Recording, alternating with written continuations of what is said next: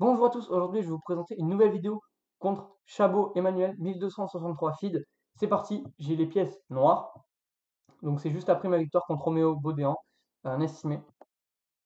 Cavalier F3, F5, je joue une hollandaise et elle joue G3. Ok, elle va jouer en fianchetto, donc je me développe, cavalier F6, fou G2, E6, je fais mon système habituel, cavalier C3, et là je me dis, il y a peut-être un monde où elle joue genre E4, je prends, elle joue cavalier G5, non ça passe pas, si ça passe. Je me dis, il y a peut-être un monde où elle me joue un Gambi, un truc comme ça. Et si je joue D5, je sais pas, elle joue D3, elle a ouvert, je sais pas, ses diagonales, etc. Je me dis, il y a peut-être un monde où elle fait ça. Donc je me dis, je joue D5, je lui montre tout de suite mes cartes D5. Elle envoie D4. Donc elle prend le centre. Cavalier D7, fou F4. Elle menace, attention, pardon, cavalier B5 ici pour venir attaquer mon pion C7. Et j'ai du mal à le défendre. Du coup, je joue C6. Empêche cavalier B5. Dame D3, un coup que j'ai jamais vu. Déjà, on met pas le fou ici, normalement on le met en D3 pour contrôler la case de 4. Les pièces sont bien placées, hein, son fou contrôle ici, son cavalier contrôle ici. Bon, son cavalier pour être mieux, normalement il est mis en D2. Mais bon, bref, le fou pour être mieux parce qu'il est ici, il tape sur le pion. Mon fou non plus est pas terrible, donc c'est une position assez égale. J'ai du mal à jouer fou D6 pour contester la case de 5 à cause de mon cavalier. Mais j'ai jamais vu Dame D3. Dame D3, sérieusement. Je me dis, ok, son idée c'est de faire grand rock, mais j'ai jamais vu ça. Je me dis, bon, bah, il n'y a aucun souci. B6, elle joue H4, elle commence, je me dis, attends, elle fait Dame D3 pour jouer grand rock, et maintenant elle commence à attaquer de l'autre côté sans avoir joué grand rock. Je me dis, trop bizarre son truc. Je continue à me développer, fou E7, elle joue fou H3. Je me dis, mais soit tu rock dans les deux côtés alors. Pourquoi tu fais fou H3? Et je me dis, ok, son idée ça va peut-être être de jouer cavalier H2 et G4. Du coup, je me dis, je vais pas rooker tout de suite, parce que sinon elle va m'envoyer un truc genre G4 à un moment donné. Genre un cavalier E5 G4 ou un cavalier H2 G4. Et elle va venir tout de suite m'affaiblir sur les diagonales, notamment sur mon pion E6, qui est vraiment ma faiblesse. Bon, je joue fou B7. Maintenant qu'il n'y a plus le fou qui contrôle justement cette case E6, par exemple, maintenant elle joue Dame E3 pour profiter justement que mon fou soit parti. Ici, du coup, je me dis, ok, j'ai plusieurs coups. Normalement, j'ai cavalier F8, mais je me dis qu'après cavalier F8, cavalier G5, elle vient renforcer la pression. C'est pas très agréable. Du coup, je joue cavalier E4, j'active mon cavalier un peu plus vers l'avant. Et ici, elle joue cavalier G5. Je me dis, cavalier G5, sérieusement. Je me dis, what? Et là, du coup, je commence à calculer un peu fou prend G5. Je me dis, après H prend, elle a la paire de fous, elle a ouvert la colonne H, pas intéressant. Cavalier prend, je me dis, elle prend ici, le pion ici c'est faible, la colonne H est ouverte, pas intéressant. J'ai même pas calculé honnêtement cavalier prend C3. Peut-être que parce qu'il y avait cavalier prend G6 intermédiaire. Ok. Du coup, je me dis, qu'est-ce que je fais? Et là, en fait, je commence à avoir des fantômes. Je me dis, ok, ce fou, il a plus de cases maintenant que le cavalier est venu là.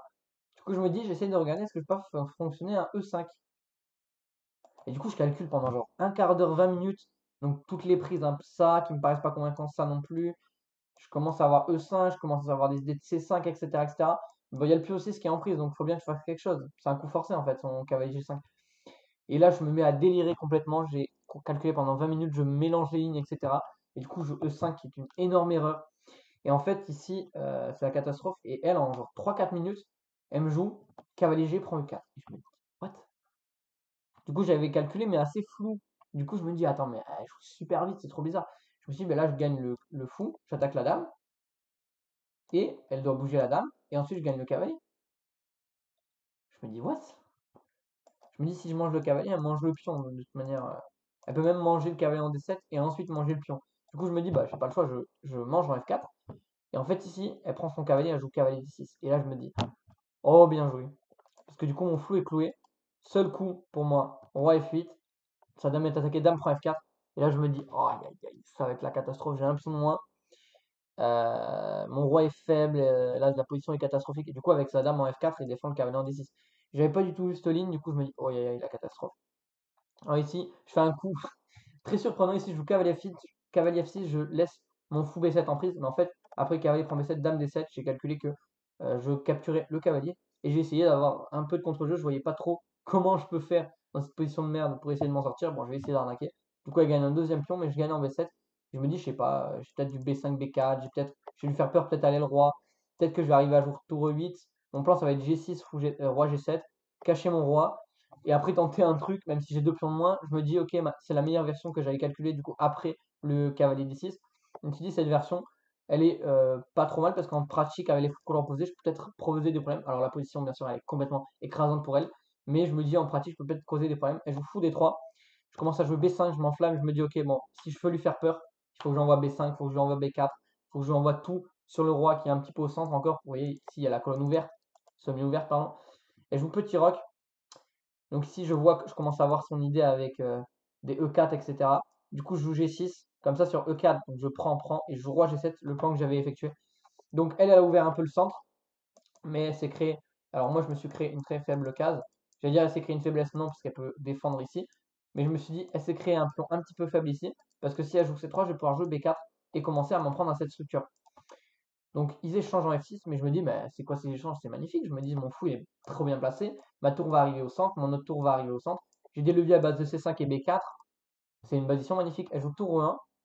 Son pion D4 est défendu. Je conteste tout de suite la colonne E pour éviter des problèmes sur la colonne E, tour E8. Moi, si on échange toutes les tours, les dames, etc., ça me va parce que ça me facilite les chances de nul. Plus on échange de pions, plus on facilite la nulle. Donc plus on échange de pièces, plus je suis sûr d'être en sécurité. Elle joue C3, mais du coup, comme je vous l'ai dit, ça me permet B4. Et je me dis, ok, je me dis bizarre, parce que ça fait bien un petit peu ce pion ici en C6 aussi. Je me dis, ok, bizarre. Mais bon, je me dis, si je veux créer du jeu, c'est B4. Après, je vais essayer de jouer C5 et de faire tout péter sur la grande diagonale. Du coup, il joue tour B1 et elle commence à avoir peur. Je me dis, what? Du coup, je joue dame D7. Alors, s'il prend en B4, je peux prendre en D4. Et j'ai affaibli un peu sa structure avec deux pions doublés ici. Une position un peu moins bonne pour elle. Elle joue tour E4. Et donc là, j'en profite. Donc je comprends que son idée c'est tour 1, mais j'en profite pour jouer C5. Et là, je vais complètement tout faire exploser sur la grande diagonale. J'ai exactement ce que je veux. Elle joue tour 1, mais ça me permet d'échanger en E4, d'échanger en C3, j'échange en D4.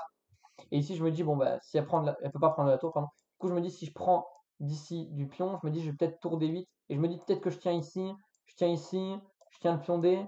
Je me dis, il y a peut-être un monde où j'arrive à m'en sortir. Sauf qu'en fait, si elle joue, après C prend D4, donc j'ai blitzé tout tempo et elle me joue C4. C4, je me dis, c'est pas possible. Je me dis, ok, elle se crée un pion passé, mais mon pion passé, il est à 3 cases de la promotion, elle est à 4 cases de la promotion, donc il est beaucoup plus loin. En plus, il bloque son fou.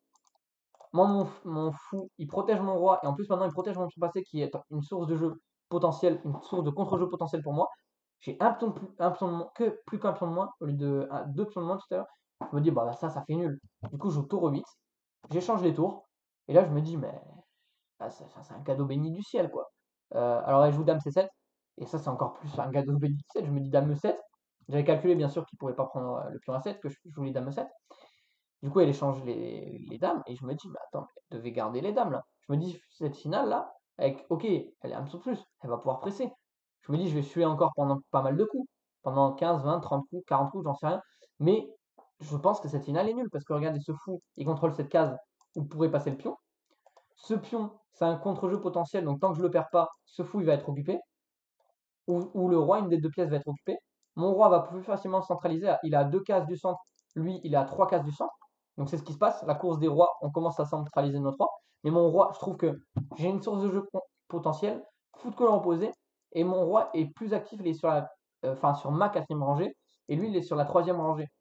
Donc je suis plus avancé, c'est fou de couleur opposée, certes j'ai un pion de moins, je me dis ça fait la nulle quoi.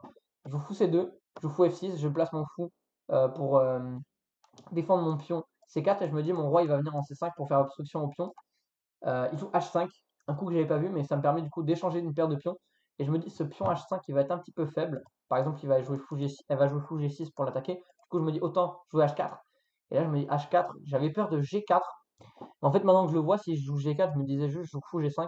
J'ai double contre-jeu potentiel et j'ai un contrôle des cases noires ici qui fait qu'elle ne pourra pas passer. Donc j'ai un pion ici, celui-là je le maîtrise, mais le roi va devoir maîtriser ce pion-là. Mon fou, en gros, mon fou maîtrise le pion G, mon roi maîtrise ce pion. Celui-là il est maîtrisé par le fou, certes, mais le pion H est aussi maîtrisé par le roi. Donc ça fait égalité en fait un petit peu. Et le second pion, son pion d'avance entre guillemets, parce que là les pions A se font face, ces deux pions ils s'égalisent, ces deux pions ils s'égalisent, il manque plus que le pion F. Et je me dis avec le pion F, bah, avec mon fou il est plus fort parce qu'il contrôle l'avance avec F4. Donc je me dis bah c'est complètement plié quoi. Du coup elle a pas joué F4, G4 pardon, elle a pris, je prends et du coup je me dis bah ça facilite la vie quoi. Ça me facilite complètement la vie. Roi E2, roi F4 je prends de l'espace, F3, mets des pions sur case noire pour éviter que ce soit attaqué, fou E3, fou E7 pardon. On manœuvre un petit peu, je viens attaquer le pion, je viens défendre mon pion D4. Je recule un peu, je me dis si elle tente un contournement ici pour essayer d'aller chercher mes pions, quoi que ce soit, je serai là pour l'arrêter. Roi C2, on attend, on tourne en rond, elle voit qu'elle peut pas passer, fou D5, fou B6, A4, A5, et ici je lui propose nul, et avec un grand désespoir, elle accepte. Donc je me dis, bon bah de toute manière ici il y a rien à faire, hein. Mon pion D4 est vachement fort, mon fou contrôle la case de ce pion, et mon roi contrôle ici, donc c'est complètement nul. Ici on va passer à l'analyse de cette partie. Et donc c'est parti, cavalier F3. Donc là ici, je déroule les coups, il n'y a rien à dire. Développement classique des deux côtés. Je choisis la Stonewall, j'évite avec C6 les idées à base de cavalier B5. Donc cavalier B5 c'est ici pour venir taper le pion C7, ça c'est déjà dit. B6, bon B6, l'ordi préfère faux7 coup de développement, mais moi je préfère B6. Ça donne un peu plus de flexibilité, peut-être que je joue A5 pour fou A6. Même si ma structure est un peu dégueulasse, ça me permet d'avoir un très très bon fou. Elle joue H4, développement fou B7. Là, le problème, c'est qu'il y avait peut-être des idées de cavalier G5 et c'était un peu chiant de défendre le pion E6 vu que le fou est parti. Parce que sur cavalier G5, avant, je pouvais jouer cavalier F8 et le fou défendait le pion E6. Et ensuite, je pouvais jouer H6. Maintenant, cavalier F8, ça va être embêtant pour le roc. Donc, elle joue dame E3, je joue cavalier E4, cavalier G5. Alors ici, apparemment, il fallait jouer cavalier F8. On va passer les impressions et je joue E5. En fait, je craque complètement. Je sais plus ce que j'ai vu. Je crois que j'avais vu un truc genre prise et H6. Non, ou prise et cavalier prend G6. Cavalier prend G5. Je crois que j'avais vu un truc sur prise. Je sais plus qu'est-ce qui se passait. Mais il me semblait que le fou était enfermé avec du H6 G5 par exemple. Mais je me rappelle plus exactement. Donc bon, il a fait cavalier prend 4. Ici, je fais E prend F4 qui est complètement une erreur. Ici, il fallait faire F prend E4. Alors, j'ai plus trop de connexion, mais il fallait faire F prend E4. Mais j'ai pris en F4. Le problème, c'est que il fait cavalier D6. Et là, j'ai une position horrible en fait. Mon roi est faible. Elle a gagné un pion. Bon, je tente de m'en sortir. Je fais cavalier F6. Je lui donne le fou. Elle est obligée de le prendre. Elle gagne un deuxième pion, mais au moins, j'ai placé plus ou moins mes pièces. Là, j'envoie le contre-jeu. Je sécurise mon roi. Alors, cavalier prend F6, c'est une impression parce que ça permet de placer mon fou sur une très belle diagonale ici. Et justement, donc je vais placer mes tours et je vais essayer de créer du contre-jeu sur case noire. Dame D7, c'est pour viser ce pion, c'est-à-dire que si elle prend en B4, bah, je peux prendre en D4 et j'affaiblis bien peu la structure de pion. Elle joue tour E4, je joue C5. Bon, il fallait d'abord faire tour prend E4, mais moi je me suis dit, si, elle va faire tour E1 et je pourrais échanger, tout échanger. Et là, ici, elle joue C4. Alors, l'ordi dit pas que c'est une erreur, mais en fait, c'est complètement une erreur. Ici, je me suis dit tour E8, elle vient faire un échec. Et là, je me suis dit, bah, c'est bon, je fais dame E7. Je pensais qu'elle allait garder les dames, parce que mon roi était un petit peu plus faible, parce que j'ai que 2 pions et elle en a 3. Mais elle échange les dames. Du coup, je me dis, ça va me faciliter la nulle. Alors, l'ordi dit pas que c'est nul, mais en pratique, en fait, c'est nul. Cette position, fou C2. J'échange des pions, et là, c'est G prend H4. Dans l'autre analyse, c'était une gaffe. Ici, il fallait jouer roi G4, parce que le roi était très actif. Et en fait, le roi, il va pouvoir se mettre en H5 et faire passer tranquillement son pion jusqu'à dame. Le fou va devoir se sacrifier contre. Et vu que le fou contrôle la case D3, j'aurai jamais aucun contre-jeu. En tout cas, le pion, vous voyez, il contrôle cette case, le fou contrôle cette case. Donc, une fois que le roi va se décaler en H5, mon roi peut pas passer pour essayer de faire avancer le pion. Mais elle me fait G prend H4 et du coup, je me dis, bon, C4 et G prend H4, je me suis dit, bon, bah, c'est bon, ça fait drôle. Du coup, bien sûr, je reprends H4. Ici, il joue roi E2. Et du coup, il concède du terrain. Je joue roi F4 et donc je rentre dans sa position. Donc ici, la position est totalement égale. F3, met un pion sur case blanche, mais donc enlève la pression sur F2, se déleste d'un poids, mais pour l'instant mon roi est très actif. Il faudrait qu'elle mette son fou en E4, mais je vais pouvoir mettre mon fou en C5 et avec le pion à A5 après ça fera nul, il pourra pas passer. Donc ici bon il tente un fou E4 justement, enfin elle tente fou C5, roi D3, roi E5. Je me dis si elle tente un jour un contournement par là, je vais pouvoir bloquer comme ça. Vous voyez, il lui faut 1, 2, 3, 4 temps pour tenter un contournement. Et je pourrais faire 1, 2, 3 et lui interdire l'accès à la case B5 et la case A5. Et si elle recommence à partir de l'autre côté, je ferai pareil. Du coup, elle joue roi C2. Alors, je joue fou E7.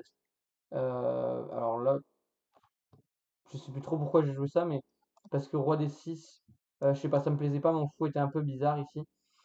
Bon, je préférais jouer fou 7, je me suis dit vas-y tranquille, fou 7 ça risque rien. Ici j'aurais plutôt joué roi D6 si je revoyais la partie, mais fou 7 c'est quand même nul. Roi D3, je reviens fou C5, roi E2, roi F4. Là on répète une fois la position. fou les 5, j'attends, elle fait un A4, je fais A5, et là du coup elle vient bloquer sa case d'entrée, et moi je contrôle l'autre case d'entrée, et là elle peut plus rien faire, ça va rester bloqué ce pion de plus, ou par exemple ce pion F on va dire de plus, bah, il est bloqué par mon roi, ce pion C il est bloqué par mon fou, et le pion A il est bloqué par mon pion, donc aucun moyen de progresser, même pour moi il n'y a aucun moyen de progresser, le roi bloque bien fermement le pion, et ce pion est bloqué par ce pion, donc nul assuré. J'espère que ça vous aura plu. N'hésitez pas à laisser un petit like et à vous abonner. Moi, je vous dis à la prochaine. Salut à tous. Ciao, ciao.